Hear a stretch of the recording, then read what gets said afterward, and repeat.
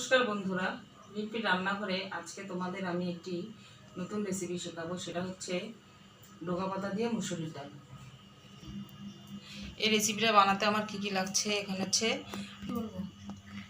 এই রেসিপিটা বানানোর জন্য আমার যা যা লাগছে সেটা আমি এখন দেখাবো। এখানে কুমড়োর ডগা ভালো করে কেটে ধুয়ে নেওয়া আছে, ডালও ভালো করে ধুয়ে নেওয়া হয়েছে।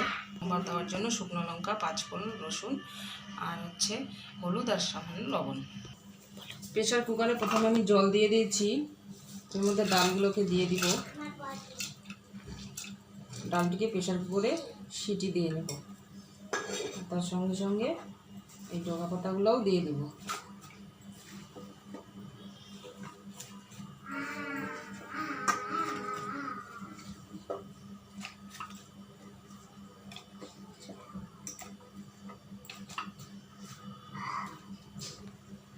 আমি এতে লবণ দিয়ে ঢাকা দিয়ে দিব।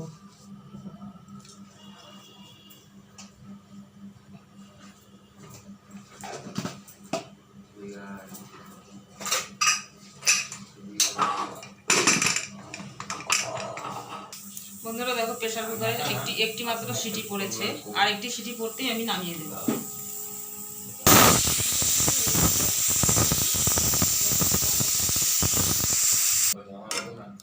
দেখো বন্ধুরা, এখানে আমাদের ডাল ও ডগা পাতা দুটোই কি সুন্দর সিদ্ধ হয়ে গেছে।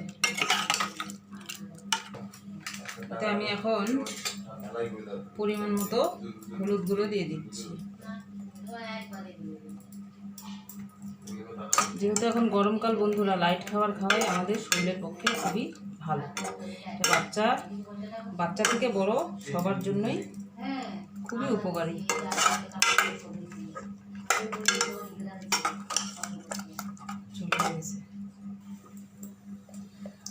কড়াই বসিয়ে দিয়েছি, সামান্য পরিমাণে তেল দিয়ে দেব।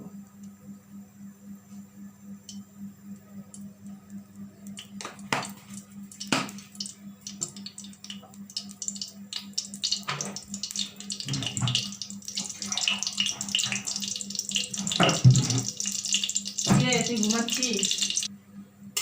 দেখো আমাদের তেল গরম হয়ে যাচ্ছে।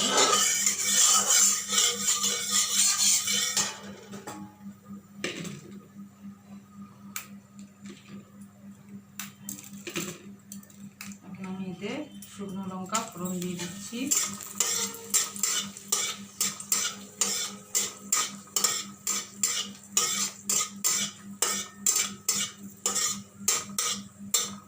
যে রসুনগুলো নিয়েছিলাম সেগুলিকে থেতো করে দিলাম।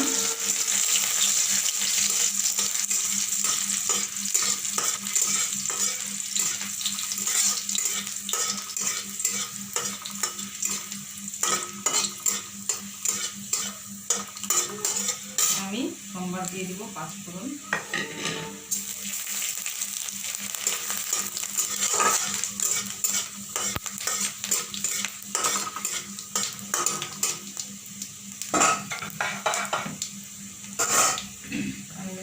এখন আমি ডাল দিয়ে দিচ্ছি।